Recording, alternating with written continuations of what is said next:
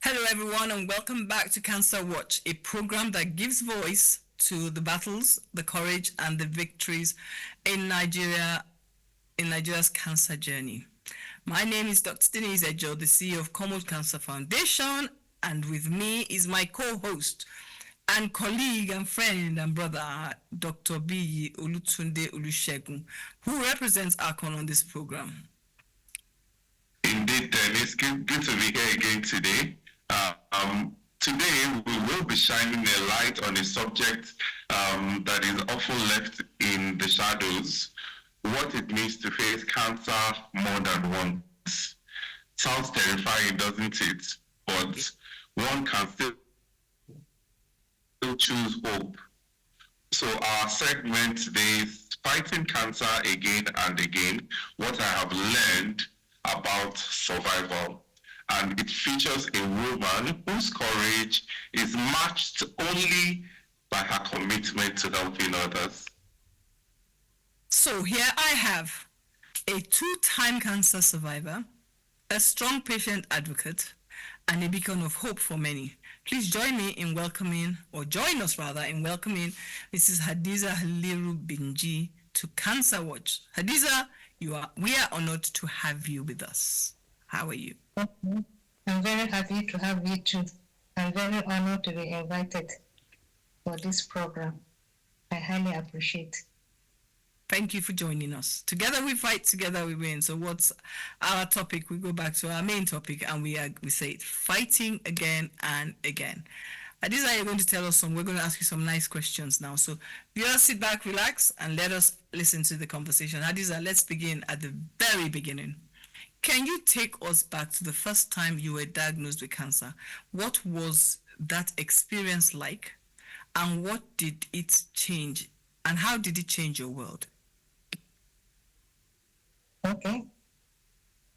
My name is Hadiza Haliru Binji. I'm a cervical cancer survivor.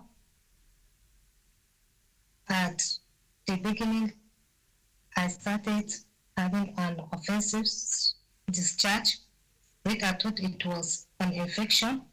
I was treating infection for almost 4 months. Then later, I started seeing a spot of blood between my menstrual pain, and I went for diagnosis for cancer screening.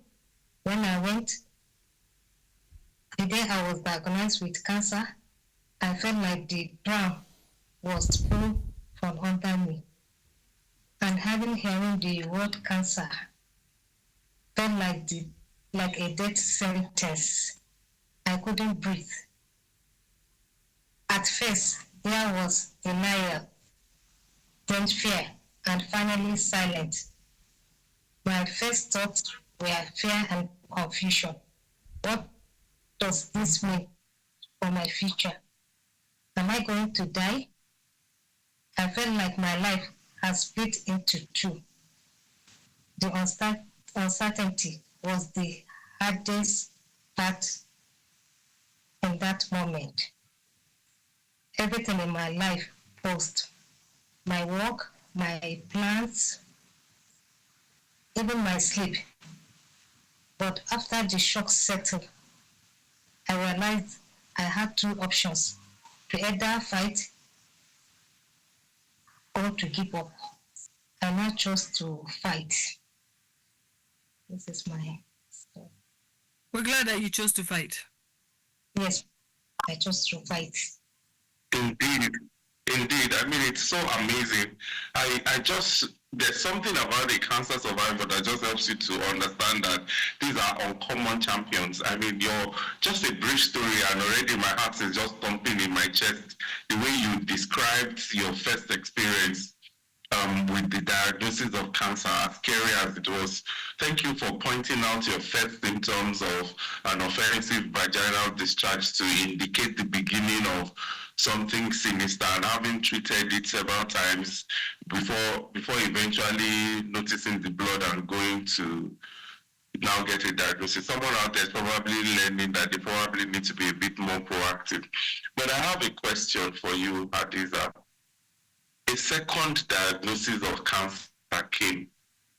After after that terrifying first diagnosis, what was your reaction when you were told that that the cancer had returned, or was it a different form of cancer entirely?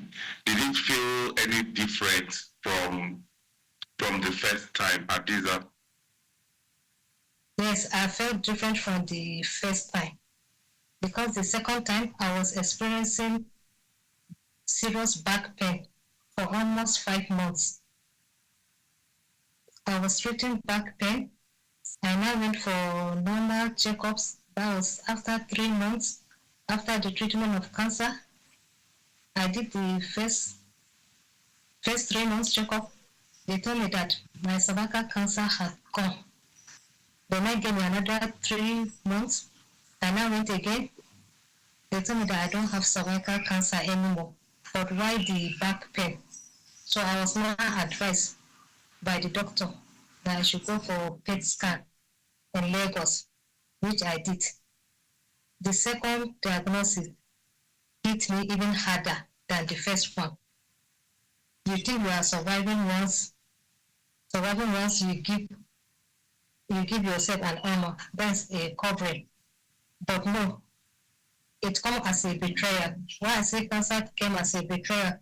Because after all your treatment, chemotherapy, radiotherapy, brachytherapy, I went for 3 types of treatments. So I'm not seeing the cancer for the second time as a betrayal because I've started to have hope in life again, just for it just to come back. I had just begun to breathe again and again when it now came back. This time, it was a recurrent, not a new cancer. But emotionally, I felt brand new. I cried, not because I am afraid, but because I was tired. Still, something in me refused to surrender. I told myself, if I did it once, I can do it again. So I now try as I will keep on fighting it. Hadiza, when I was listening to you just now, it brought home how much I actually sit down sometimes and I cry. And a lot of people will sit down and think that, yeah, we're superhuman. I mean, Dr. B is one of our champions. Yes, Dr. B, we really appreciate you, but it's hard because you tend to think you have hope as a patient, and then they come back and say another thing, and you are tired. I am currently very tired, but you see, I love the fact that we have a cancer space of cancer champions because they give us the strength to fight this fight. I'm being honest. If we didn't have that community, even I would be broken because the people that can give you the strongest strength are the people that understand what she's talking about. And for those out there who don't know, it is not a weakness. Just find strength in whoever you can. So I'm going to ask you another question because it's continuing from this, and then we'll take a break. Facing cancer even once is life-altering. We all agree with that. But how did you manage the fear, anxiety, and uncertainty, especially knowing the cancer had come back and what kept you going? What was the underlying thing? Me, I would say mine was faith. It was just God. I and it still is God because I can't do it. I'm tired. But what was yours, or what is yours? Every day was a battle, not just with the illness, but with the mind. Some nights I cry myself to sleep. Other days I smile, even when I'm in pain. What helped me most was opening up to loved ones, to therapists, even to strangers online. I also began journalizing, praying, and meditating. I talked to my cancer team, my GP, my practice nurse. They gave me an advice on ways to manage anxiety. They also refer me to extra support I may it. Talking to friends and relatives along to support me during my treatment. I manage my uncertainty by busy my brain with other things and also accept that that you won't have all the answers, and I focus on what I can control. What kept me going was the belief that I still had something to offer the world, and that my pain would become someone else's hope. Interesting. Yeah, indeed, very, very interesting. Thank you so much for sharing with us, Hadiza. We'll go on a break right now. See you on the other side. Please don't go away.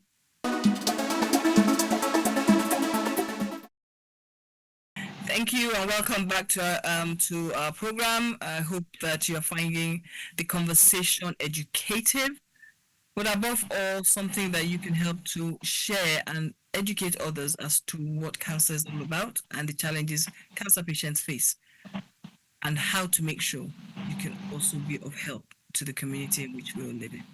So, welcome back, and over to Dr. B.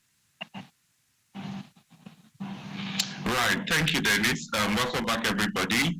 Hadiza, you have just been so inspirational with how you have answered our questions. I'm so glad we had you today.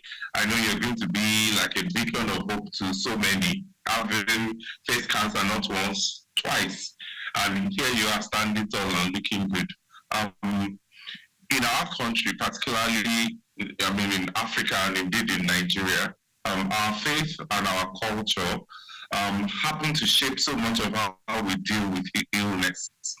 I know in your previous questions, you talked about reaching out to people, getting your doctor, talking to your doctors, even strangers, which is a beautiful thing that many people don't want to tap into. They hide and they don't want to talk about some of these things and end up suffering in silence, which I think makes the quality of life even poorer. But because our faith is a very big part of who we are, what role did your spiritual beliefs or cultural background play in your healing journey? How did this matter to you?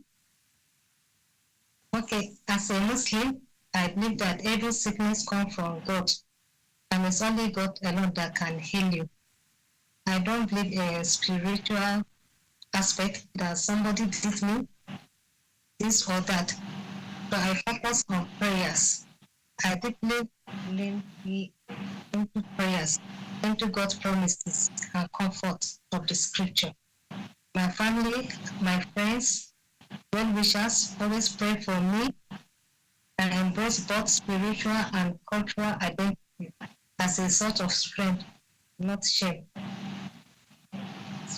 I know what I did. That's interesting. You know why I'd say that? Because, Fantastic.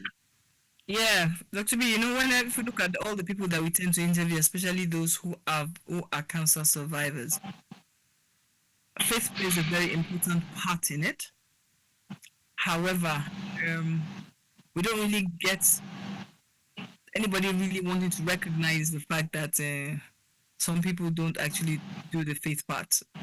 They do the alternatives, and then we end up with late diagnosis, and then we end up in a mess, and then we don't know how to solve our problems. But anyway, let's keep going. So am I the one asking the next question? So my next question is: so you're not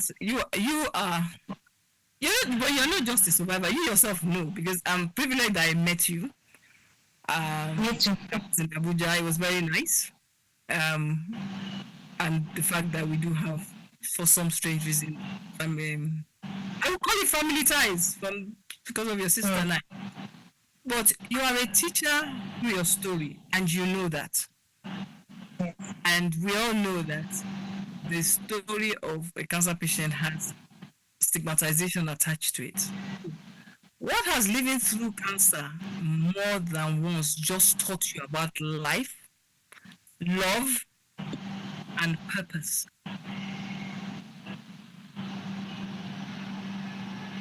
Cancer taught me how precious time is. I no longer take moments for granted. The laughter of a friend, the warmth, the sun, the beauty of the morning. It taught me how to love. But sharing your life with the loved ones and receiving some aids or support from the family and friends will improve your ability to cope and help you fight your life. A person who is lonely or alone often feels like helpless victim. People want to help you. People want to help you, but you need to tell them how to help you. Above all, it gives me a purpose. I now see that my pen has a mission to speak for those who cannot and to remind others that survival is possible. So many cancers are treatable if detected earlier. This survival is possible. Mm-hmm. Wow, Hadiza, thank you. You say it's such a lovely thing to hear you say just going through cancer made you not to take anything in life for granted. I mean, it was suddenly thrust upon you, this diagnosis. And I just was thinking how we don't have to wait until disaster strikes before we begin to cherish important things in our lives, our friends, our family, our loved ones, even the warmth of the sun, the wetness of the rain. These are things that we need to take a lot of delight in. Thank you, Hadiza, for that very enlightening response. I have a question for you.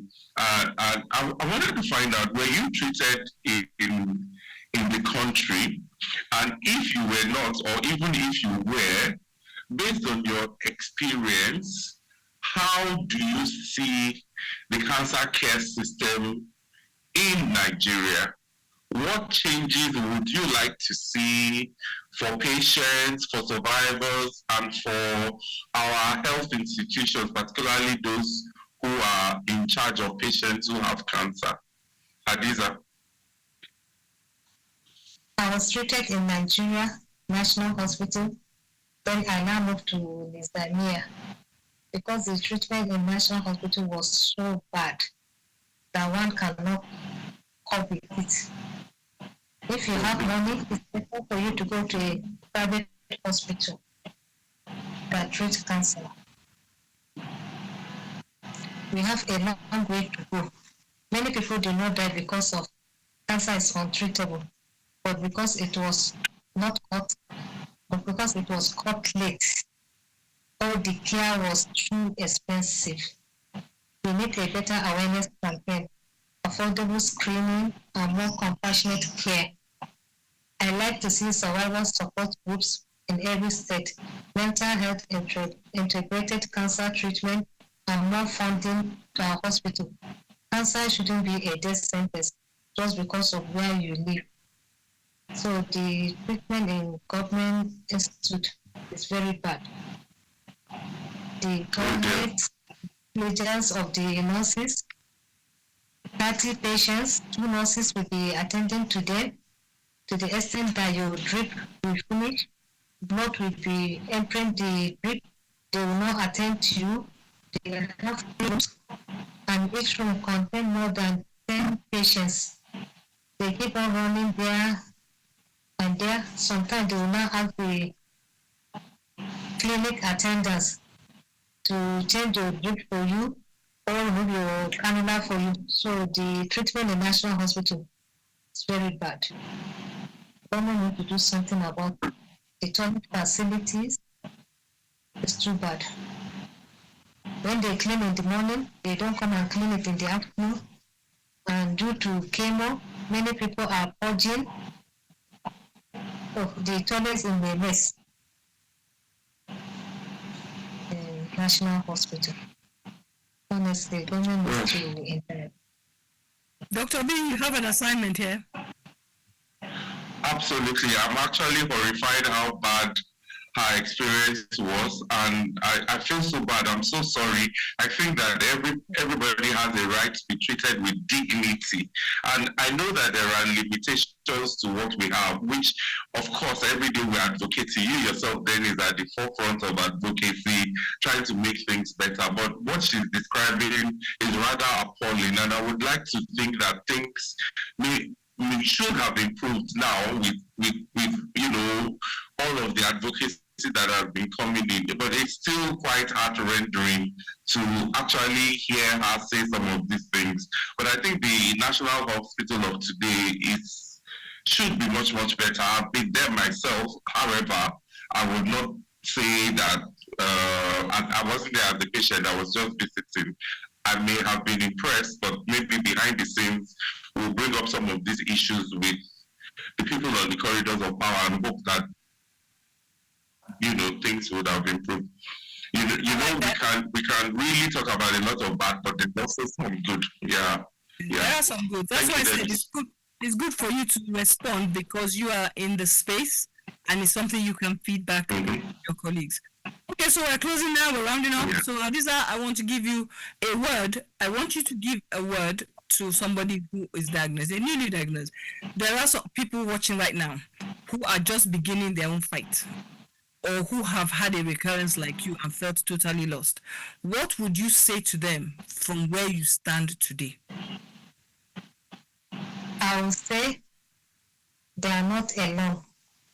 I know how heavy this feels, but I also know that you are stronger than you think. Lean on your support system. Cry when you need to. Rest when you must, but don't give up. Healing is not just in medicine, it's in love, in hope, in community. You are more than your diagnosis. Yeah.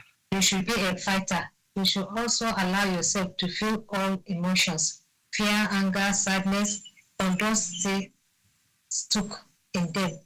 Reach out for the support. Ask questions and take things one after at a time. Healing is possible and there is hope. Your story does not end with this diagnosis. It's just a new chapter and you are stronger than you think. Thank you, Hadiza. It sounds like a poem you just read to us. That was very nice. We really appreciate you, Hadiza. Thank you for your vulnerability.